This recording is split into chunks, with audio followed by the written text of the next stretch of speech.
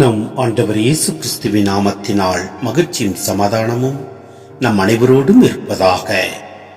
எசாயா 43 1-5 முடிய.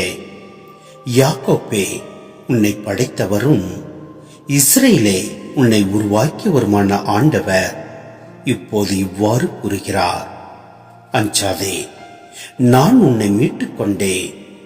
உன் பெயரை சொல்லி உன்னை அழைத்தேன். நீ எனக்குரியவன். நீர்நிலைகள் வழியாக நீ செல்லும் போது நான் உன்னோடு இருப்பேன். ஆறுகளை கடந்து போகும்போது அவை உன்னை மூழ்கடிக்க மாட்டா. தீயில் நடந்தாலும் சுட்டெரிக்கப்பட மாட்டாய். நெருப்பு உன்மேல் பற்றி எரியாது. ஏனெனில் உன் கடவுளாகிய ஆண்டவர் நானே. இஸ்ரேலின் தூயவரும் உன்னை விடுவிப்பவரும் நானே. உனக்கு பணயமாக எகிப்தையும் உனக்கு ஈடாக எத்தியோப்பியா செப நாடுகளையும் ஒப்புக் கொடுக்கிறேன். என் பார்வையில் நீ விலையேற பெற்றவன், மதிப்பு மிக்கவன். நான் உன்மேல் அன்பு கூறுகிறேன். ஆதலால் உனக்கு பதிலாக மானிடரையும் உன் உயிருக்கு மாற்றாக மக்களினங்களையும் கொடுக்கிறேன். அஞ்சாதே, ஏனெனில் நான் உன்னோடு இருக்கின்றேன். கிழக்கிலிருந்து உன் வழிமரபை அழைத்து வருவேன்.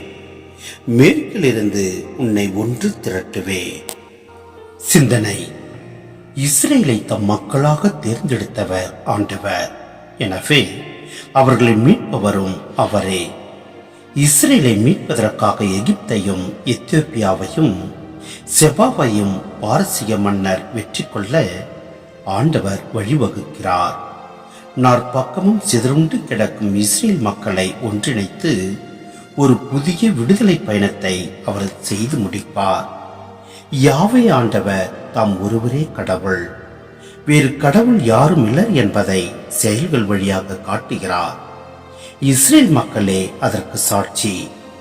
தண்டனை தீர்ப்புகளையும் துன்பங்களையும் ஏற்று சிதறுண்ட நிலையிலும் ஆண்டவரை மட்டுமே மனதில் இருத்தி நாடு திரும்பும் மக்களே கடவுள் ஒருவர் என்பதற்கு சாட்சி. எனவே நாமும் நம் ஆண்டவர் மீது முழு நம்பிக்கை வைத்து செயல்படுகின்ற போது எப்படிப்பட்ட சூழ்நிலையிலும் நம்மை காத்து நம்மை வழிநடத்திடுவார். ஆமென்.